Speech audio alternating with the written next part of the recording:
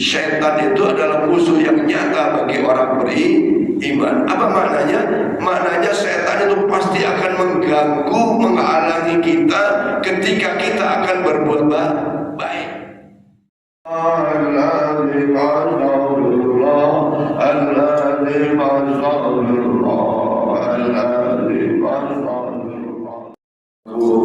Bi Rasulillahi nusratuhu intal qawul mustufi ajamiha tajibi ya Rabbi bil Mustafa dari maqasidana wa'fir lana madaya wasi'al karami walan tara min waliyin ghayra muntashirin bihi wala min aduwin ghayra munqasimi ya Rabbi bil Mustafa dari maqasidana wa'fir lana ma madaya wasi'al karami Allahumma salli wa sallim wa barik alaihi wa ala alihi.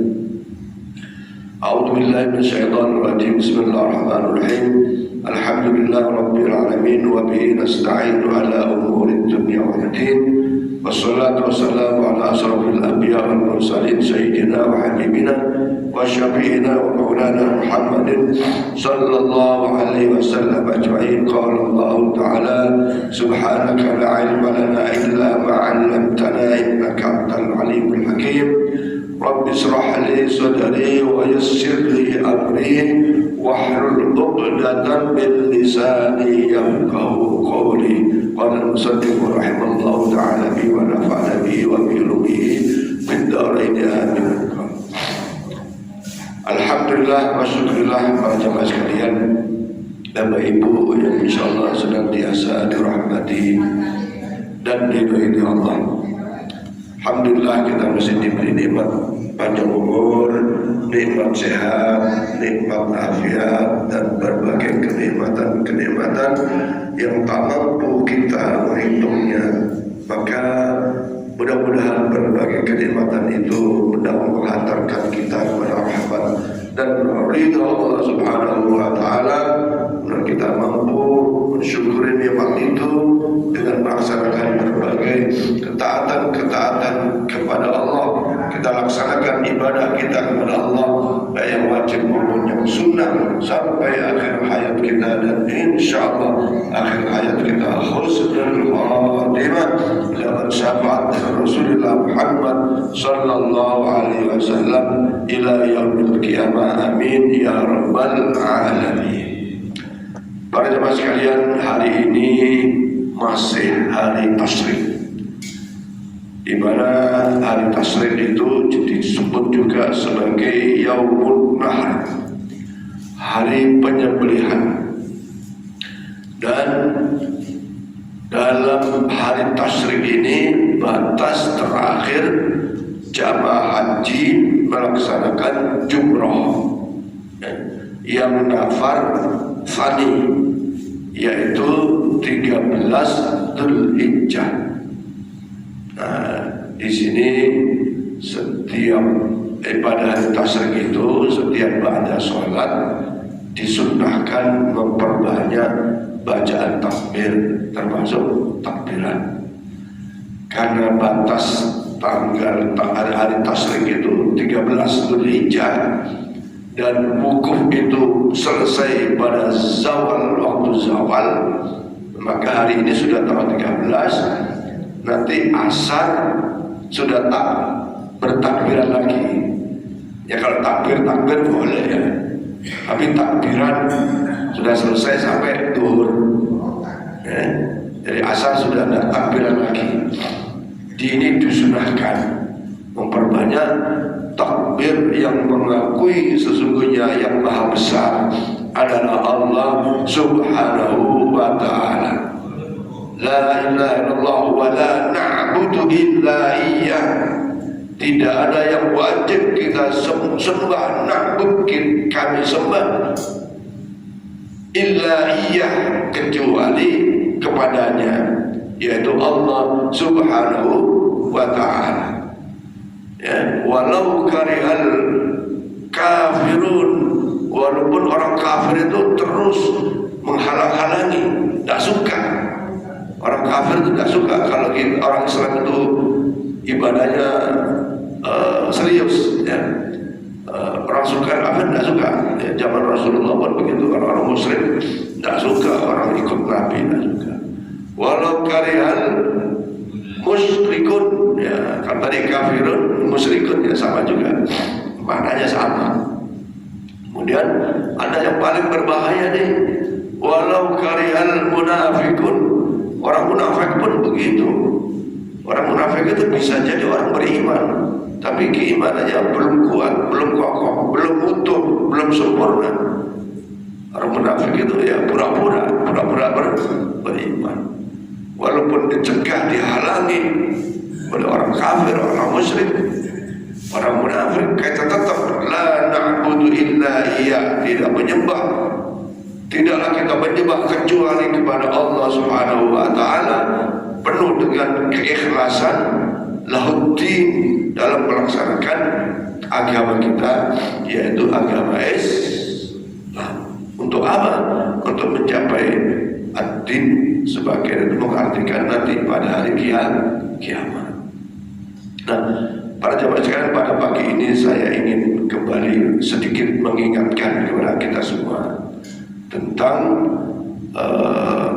amaliyah haji ini, ya, supaya setidaknya yang sudah bertahun-tahun, ya. Pak Haji Suradi terakhir tahun berapa tuh? 2006, ya. Siapa yang paling akhir lagi? Saya termasuk 2006. Lalu Pak Haji Sabikis baru kemarin, ya, tahun. Pak Marani, ya baru kemarin, ya, tahun kemarin. Mudah-mudahan Pak Haji sama Pak Aki, tahun berapa Ki pergi haji Ki?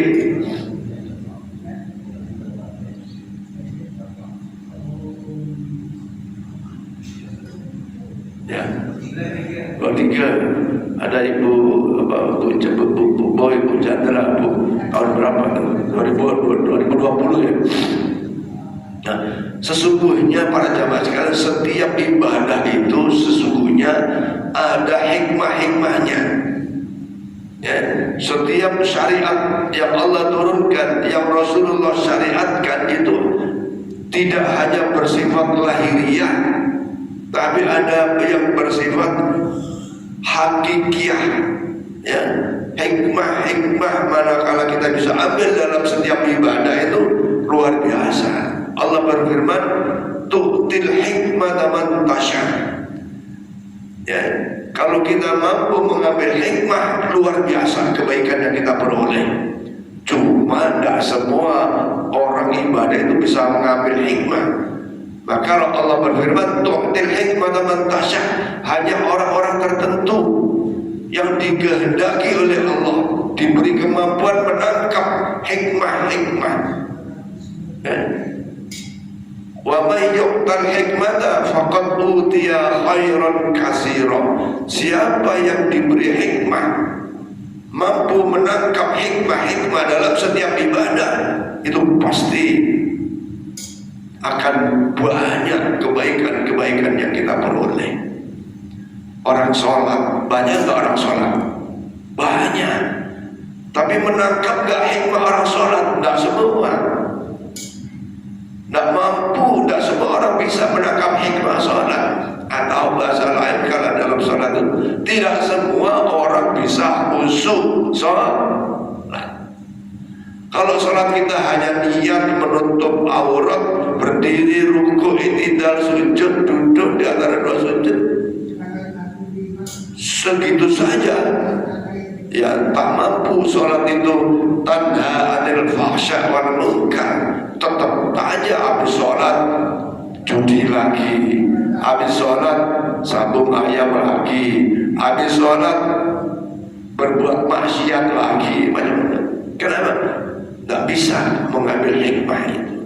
Tapi kalau mampu menangkap hikmah sholat, insya Allah perjalanan hidupnya dari sikap dan perilakunya akan selalu dalam kebaikan. Orang wudu sesungguhnya ada hikmahnya. Bagaimana membasuh wajah yang di situ ada doa, Allahumma biyaddat wujuh wa taswaddu wujuh. Ya Allah, aku usap wajahku supaya wajahku bisa berseri, supaya putih bersih dari berbagai macam kemaksiatan kepala kita, dari mata, telinga, hidung, gitu. Ya. Ngusap tangan sama, ya Allah, aku usap tanganku supaya suci apa mananya. Jangan tangan ini gampang nempelin orang dan seterusnya. Pokoknya gitu, ya. Sampai kepada telinga, kaki dan seterusnya. Dan nah, ibadah haji juga begitu. Orang ibadah haji atau umroh pasti niat nawaitul hajja wal, kalau ini haji ya, niat haji nawaitul hajja wa ahramtu biha. Atau kalau umroh niatnya itu boleh dengan nawaitul umrata wa ahramtu biha, atau labbaik Allah hajjan ya lillahi ta'ala, labbaik Allah umratan lillahi ta'ala. Aku penuhi panggilanmu ya Allah untuk haji, wa ahramtu biha, dan aku berikhram karenanya. Nah, ikhram dalam bentuk zahir, kalau niatkan dalam hati ya, tapi boleh dizahirkan. Ikhram itu zahirnya ya pakai pakaian 2 lembar yang tak berjahit, ya.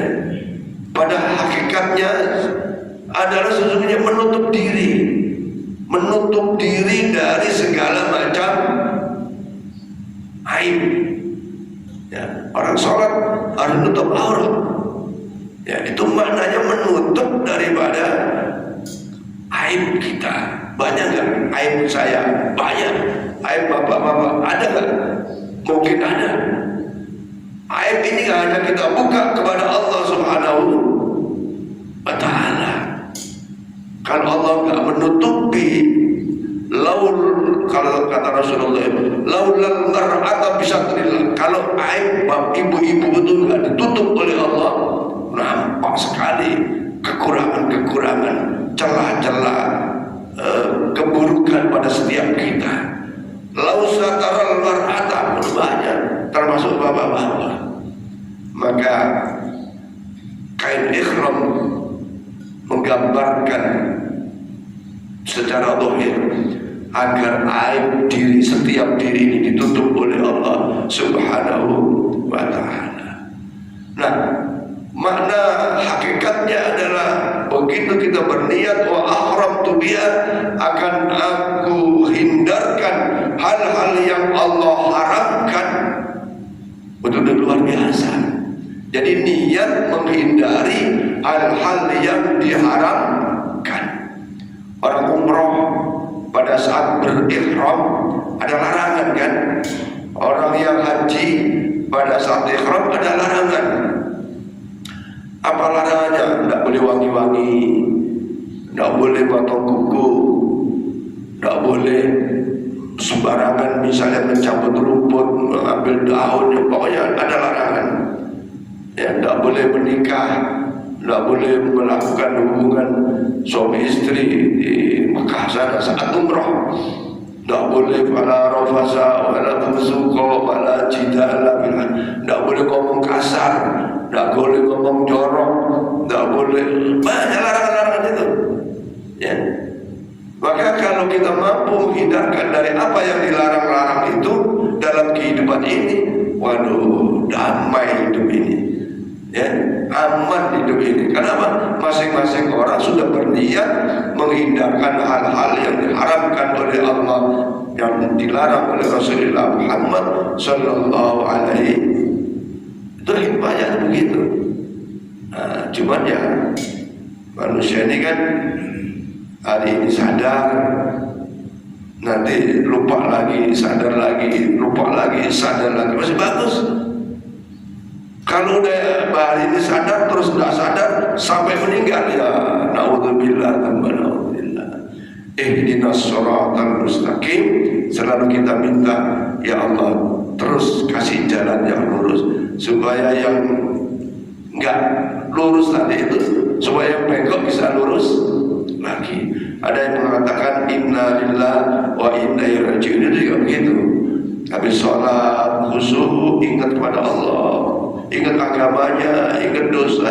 Selesai sholat ke pasar, udah ingat lagi, udah ingat lagi kepada Allah. Ingatnya jualan, dagang, akhirnya di situ terjadi mengurangi timbangan, menipu dan seterusnya.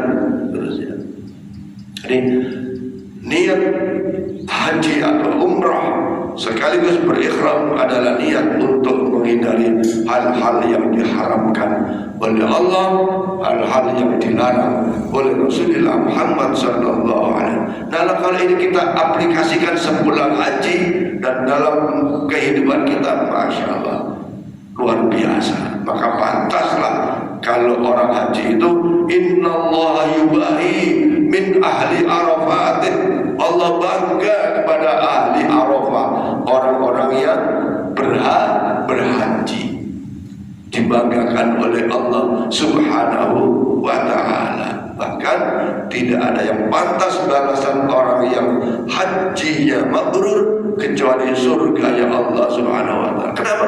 Dia udah berikhtiar, berupaya untuk meninggalkan hal-hal yang diharamkan oleh Allah dan yang dilarang oleh Rasulullah Muhammad sallallahu alaihi wasallam. Yang kedua, orang berhaji pasti tawaf. Orang umrah pasti tawaf.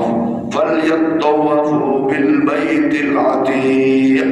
Ini perintah Allah bagi orang yang umrah dan haji di dalam surat Al-Hajj itu. Falyattawafu, bertawaflah, berkeliling ilal baitil atiq, di rumah yang tua maksudnya, yang maksudnya Ka'bah. Baitil atiq itu Ka'bah, dan Ka'bah hanya ada di Mekah, Ka'bah hanya di Masjidil Haram. Ya, oleh karena itu, ya kalau orang pergi hajinya nggak di Mekah dan di Ka'bah, ya tawafnya nggak di Ka'bah, ya nggak sah. Ya, maka al-hajju ashhurum ma'lumat, haji itu sudah ditetapkan waktunya. Kapan waktunya? Bulan Dzulhijjah. Kapan waktunya wukuf? Tanggal 9 Dzulhijjah. Ya, sering belakangan kan karena beda hari raya, di sana wukuf, ke sini belum. Ukuran 10 Dzulhijjah itu bukan Arafahnya, tapi 9 Dzulhijjahnya. Ya, ini harus dipahami, walaupun kita sudah sering baca di medsos kan gitu ya. Ukuran Idul Adha itu bukan di sana wukuf kemudian sini harus Idul Adha. Anda sudah nyampe nggak tanggal 10 Dzulhijjah itu? Kalau kita mau puasa Arafah, sudah sampai belum tanggal 9 Dzulhijjah itu? Kalau belum, ya jangan. Sama kalau ibu mau sholat zuhur, sudah waktunya masuk belum sholat zuhur? Kalau belum masuk, gak sah sholat zuhur. Nah, di sisi lain setiap negara itu punya matlak. Matlak itu munculnya bulan sabit, munculnya perhitungan bulan Qamariyah. Di Saudi Arabia, karena munculnya bulan itu di arah barat, maka lebih dulu dia dalam waktu Qamariyahnya. Tapi kalau di Indonesia bagian timur, menghitung dari hitungan bulan miladiah itu dari terbitnya matahari.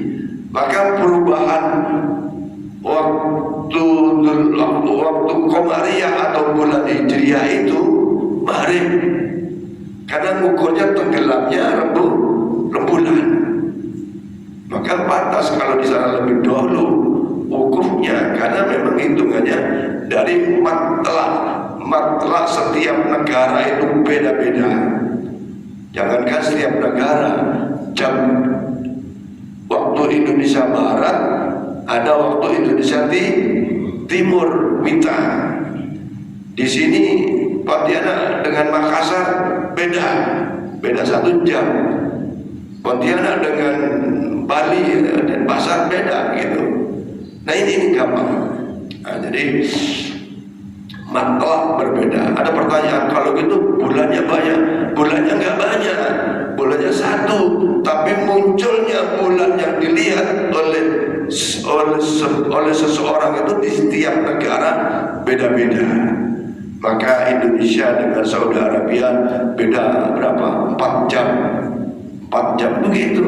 Jadi Arafah dilihat bukan wukufnya, tapi sudah masuk tanggal 9 Dzulhijjah. Kalau belum, ya belum puasa Arafah.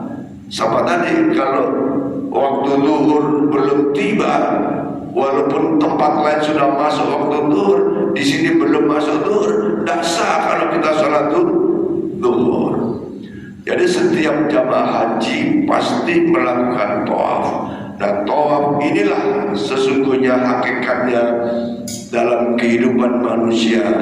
Apapun keadaannya, berhimpitan, dorong sana, dorong sini, sikut sana, sikut sini, persaingan yang begitu ketat, maka tetap harus ingat kepada Allah Subhanahu wa ta'ala.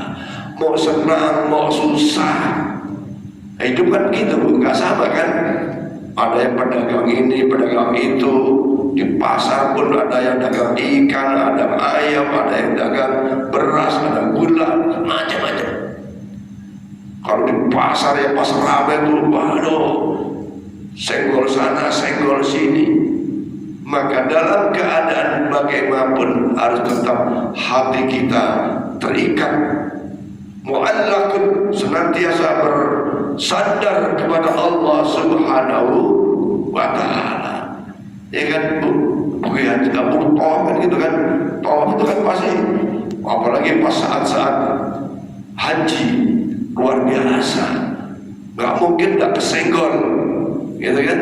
Gak mungkin gak senggolan. Ada yang hitam, ada yang putih, ada yang kulit sawo matang, ada yang pendek, ada yang sedang, ada yang tinggi, ada yang badannya kecil, ada yang badannya besar. Itulah dinamika kehidupan. Berputar kehidupan 1 minggu 7 hari. Di sana tawaf pun 70 kali putaran. Dalam dinamika kehidupan itu yang penuh dengan berbagai macam situasi, kondisi, terdesak, longgar, sakit, senang, susah, tetap mu'allaq.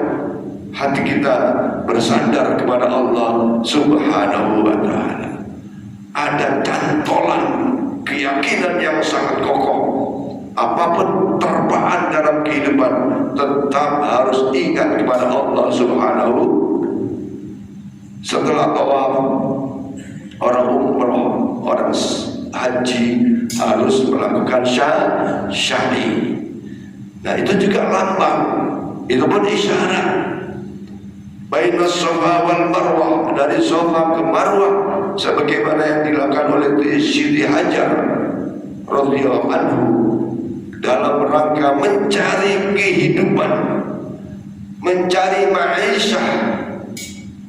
Ya, Bapak Ibu, orang hidup itu tidak boleh cuma duduk termenung, doa ya Allah, kasih ini ya Allah, minta ini ya Allah, ya Allah, tidak boleh. Artinya bukan seperti itu syariat Islam mengajarkan kepada pemeluknya. Bukan begitu Allah memberi pelajaran kepada hambanya. Dalam menghadapi berbagai cobaan, tantangan kehidupan, kesulitan, kekurangan ekonomi, kekurangan apapun, harus bergerak, ikhtiar, usaha. Ya kan, kalau kisahnya Siti Hajar perbekalannya habis, sementara Ismail putranya menangis karena kehabisan air perbekalannya. Akhirnya Siti Hajar berjalan baina Safa wal Marwah, dari Safa ke Marwah 7 kali putaran. Untuk apa? Mencari solusi, mencari kehidupan karena ada kekurangan perbekalannya. Nah kita pun begitu, nggak boleh cuma duduk sambil berdoa, kurang duit nih, cuma duduk ya Allah kasih duit ya Allah, nggak mungkin kasih duit. Lapar ya Allah cuma duduk aja, ya nggak bisa begitu, harus mencari. Setidaknya kalau ikhtiar kita itu ke rumah kawan, Pak Asep, aduh mau minum, tidak ada minum, Pak Asep ada air nggak? Nah, kayak begitu. Nggak mungkin Allah, ya Allah, kalau air Allah turunkan hujan, nggak mungkin Allah turunkan beras. Beras itu tumbuh setelah ditanam di sawah. Ikhtiar, usaha disertai dengan doa, sungguh-sungguh, dan titik terakhir fatawakkal ala Allah, bertawakal, berserah diri kepada Allah Subhanahu wa ta'ala. Tidak mungkin saya dan kita nggak punya problem, ya bukan? Tidak mungkin. Siapapun, betapapun besarnya kekayaan seseorang, setinggi apapun pangkat kedudukan, tak mungkin tak punya problem, pasti. Memang begitu. Ahasiban nasu ayatraku ayakulu amanna wa hum la yaftanun.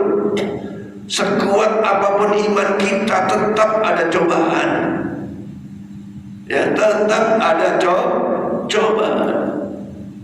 Ada cobaan itu ya kekurangan harta, ya kekurangan duit, kekurangan buah-buahan, kekurangan nyawa, artinya ada cobaan karena keluarga meninggal dan seterusnya. Maka sa'i menggambarkan sebagai sebuah syarat bahwa kita ini tetap harus ikhtiar dalam menghadapi cobaan-cobaan yang sedang Allah coba dalam kehidupan ini. Baina safa wal marwa. Akhirnya Allah berikan air yang kita kenal sekarang dengan air zam-zam.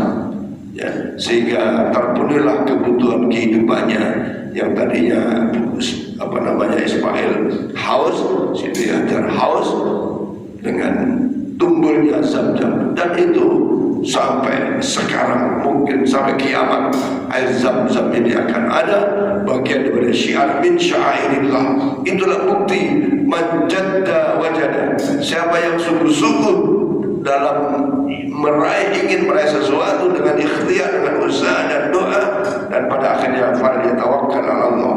Sama orang sakit wajib berobat. Nah obatnya apa? Itu lain soal. Ada orang sakit cuman bismillahirrahmanirrahim.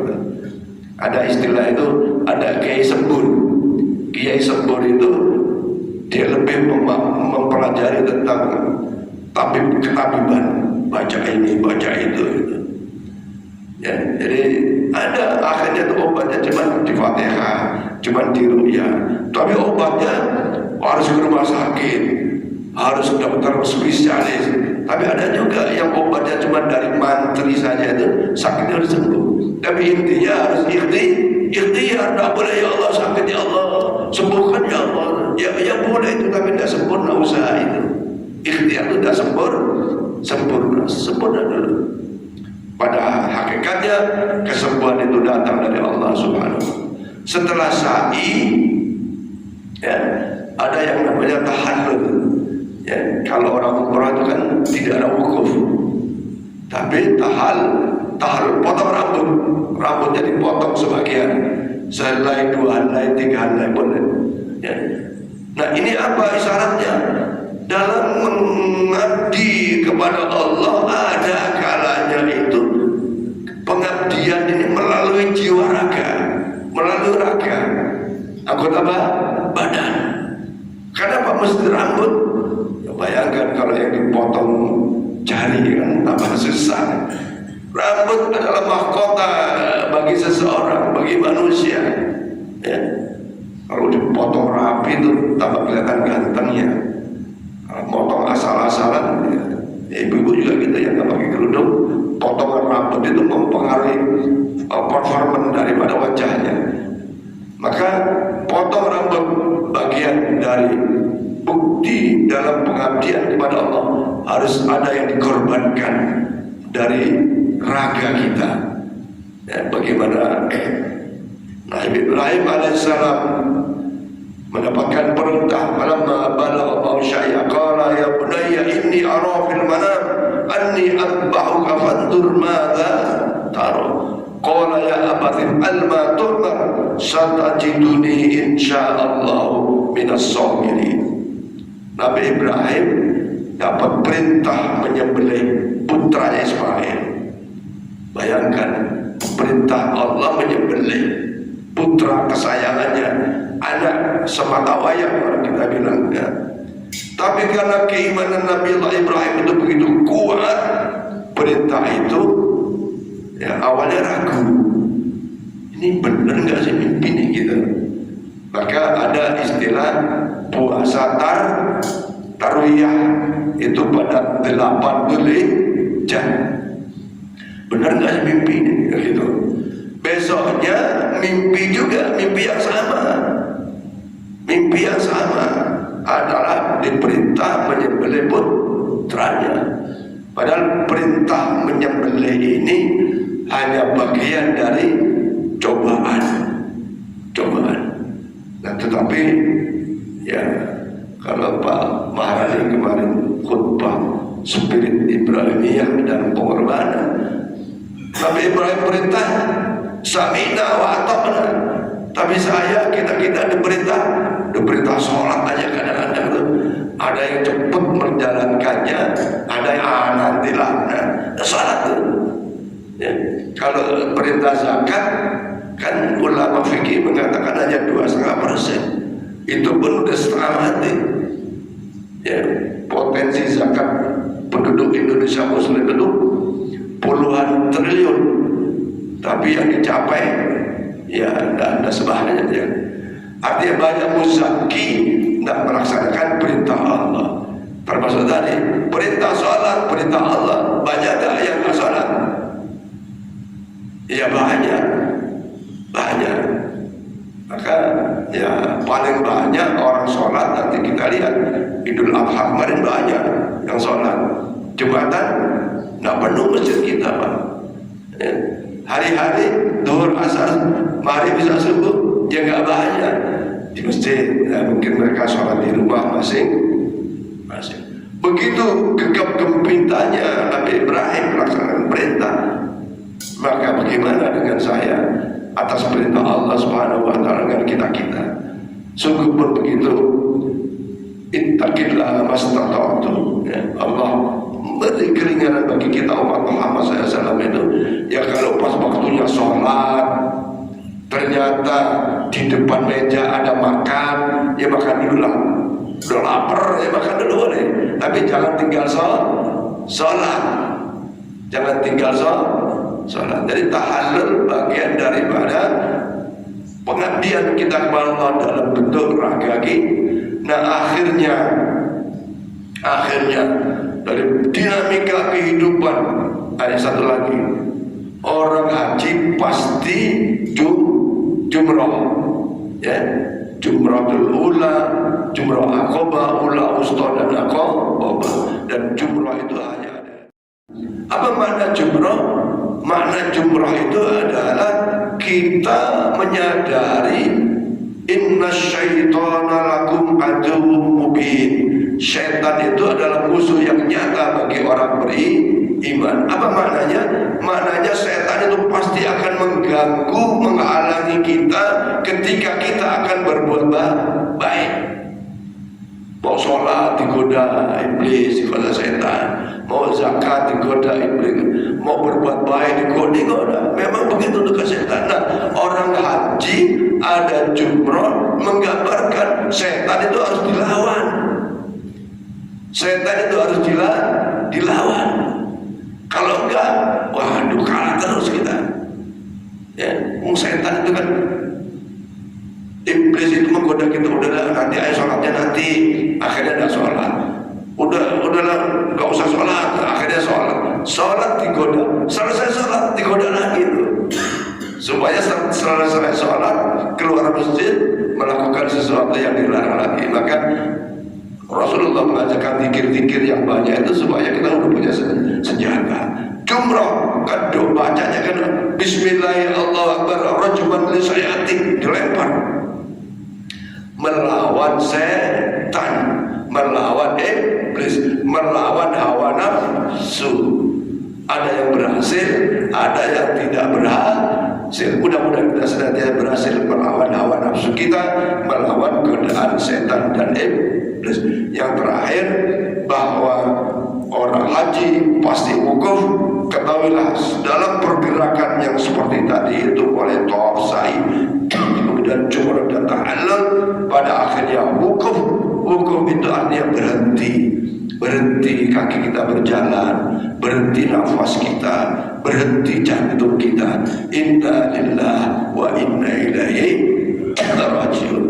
Apapun pangkat dan kedudukan kita, apapun kekayaan kita, apapun status sosial kita, pada saatnya kita akan kembali kepada Allah Subhanahu wa Ta'ala. Mati jasad kita dan akhirnya dikubur di pemakaman. Nah, inilah isyarat dari pelaksanaan ibadah haji sangat luar biasa.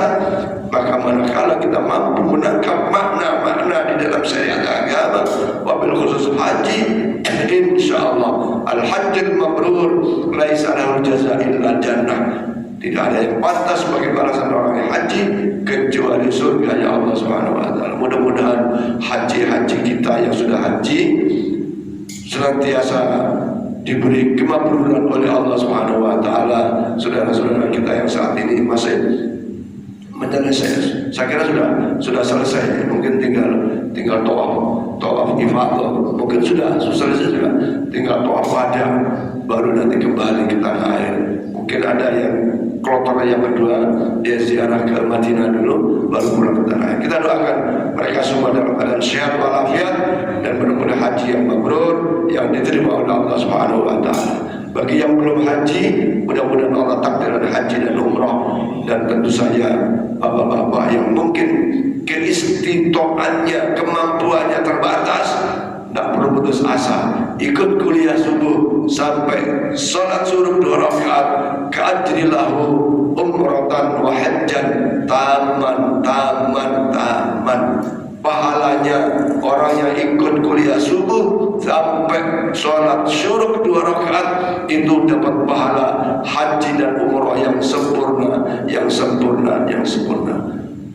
Bagi khusus bapak-bapak, kalau ingin memperoleh pahala haji, istiqomah sholat Jumat. Inna yaumal jum'ati syaidul ayyam wa hajjil fuqara. Sholat Jumat itu hajinya para fakir miskin, khusus bapak-bapak. Tidak cukup haji, pahala haji untuk Jumatan itu, tapi juga man roha fi sa'atil awal kakorrobal ibil badaniyah. Siapa yang Jumatan datang awal seperti berkorban unta yang gemuk. Ya Pak Mulyan, waduh Pak Ustaz gak bisa beli kambing, jangan boro-boro beli kambing Pak Ustaz, beli pas sekilo aja gak bisa, ya gak usah beli kambing. Datang Jumat waktu awal sebelum khatib naik mimbar, pahalanya haji, pahalanya seperti korban unta yang wa man roha fi sa'atis saniyah. Siapa yang datang Jumatan waktu yang kedua, kuncinya sebelum khatib naik mimbar, pahalanya ada unta, ada korban sapi, ada korban kambing, ada korban ayam, ada korban telur. Tapi kalau datang Jumatan khatib sudah naik mimbar, itu malaikat yang jaga di pintu masuk masjid, sana kasih ini kasih itu kan, dan duduk udah gak dicatat lagi itu. Maka ayo yang sudah longgar waktu, jangan Jumatan khatib sudah naik mimbar, sayang nggak ikut dapat pahala kurban. Apalagi orang komplek yang tidak perlu naik bis atau naik kendaraan yang tapi ini artinya kebiasaan saja kan, baru ada dari datang, ini kebiasaan. Man syabba, siapa yang mendahulukan membiasakan, insya Allah akan Jadi tidak ada alasan bagi umat Muhammad SAW nggak dapat pahala haji nggak dapat pahala, dapat, walaupun cara mendapatkannya beda-beda. Karena tidak semua orang mampu dalam sisi finansial. Wallahu a'lam bishawab. Mudah-mudahan apa yang saya sampaikan ada manfaatnya bagi saya dan kita semua. Mudah-mudahan hikmah ibadah haji dapat kita ambil hikmahnya, dan insya Allah akan terus kebaikan kita peroleh. Karena begitulah, tu'til hikmata man tasya wa may yu'tal hikmata faqad utiya khairan katsira. Amin ya rabbal alamin. Ada yang ditanyakan mungkin? Barangkali ada yang ditanyakan atau disampaikan. Tidak ada. Kurang berapa menit Pak? Bapak-bapak sekalian, sekali lagi insya Allah acara persiapan masjid tanggal 14 April, dan tentu saja nanti akan ada pertemuan-pertemuan apa yang harus kita persiapkan dan seterusnya. Mungkin juga nanti akan ada edaran-edaran yang bentuknya permohonan sedekah, permohonan bantuan, karena sebagai calon tuan rumah kita harus bersiap-siap kedatangan Pak Gubernur yang pimpinan tertinggi di Kalimantan Barat. Ibarat kita mau terima tamu, ya maksudnya nggak ada air segelas gitu ya. Maksudnya rumah kita kotor dibiarin aja, nggak mungkin pada tamu ya. Jadi kita akan persiapkan semaksimal mungkin sesuai dengan kemampuan kita. Sementara kita masih butuh perapian ya, TPA masih perlu AC, masih perlu perbaikan plafonnya. Kita belum punya papan nama masjid ya, baik di jalan sana atau ini kita akan kita akan programkan dalam rangka memperbaiki, dalam menghormati kedatangan Pak Gubernur Kalimantan Barat ini. Termasuk jalan poros ini juga harus kita rapikan, termasuk depan masjid ini ya. Siapa yang tahu pemiliknya ya, ini kayak di halaman di depan sana itu kan ditebas rapi itu. Nah, nanti sepanjang jalan ini akan kita minta dirapikan ya. Kita bisa kerja bakti secara komplek ya. Pohon-pohon tebu itu yang sudah kuning itu daunnya, pohon-pohon pisang ya, kita rapikan tuh. Namanya menghormati tamu ya. Dan malulah kalau kita komplek ada pimpinan datang kumuh, nanti sampah pun harus kita kondisikan. Jangan sampai pas Pak Gubernur datang sampah berantakan di luar ya kan. Nah ini semua harus dikondisikan. Dan pagar kita juga akan kita cek, akan kita dempul, karena kemungkinan besar pemasangan pagar itu kemungkinan sebelum pelaksanaannya mungkin agak repot, sebelum Pak Gubernur datang rasanya tuh tidak mungkin kayak itu, karena saat ini masih belum jelas turunnya dana itu. Dan beberapa hal yang tadi malam saya sholat di mana Darun Najah itu, kanan kiri Pak Bari ya, kita sudah program ada televisi sebagai monitor.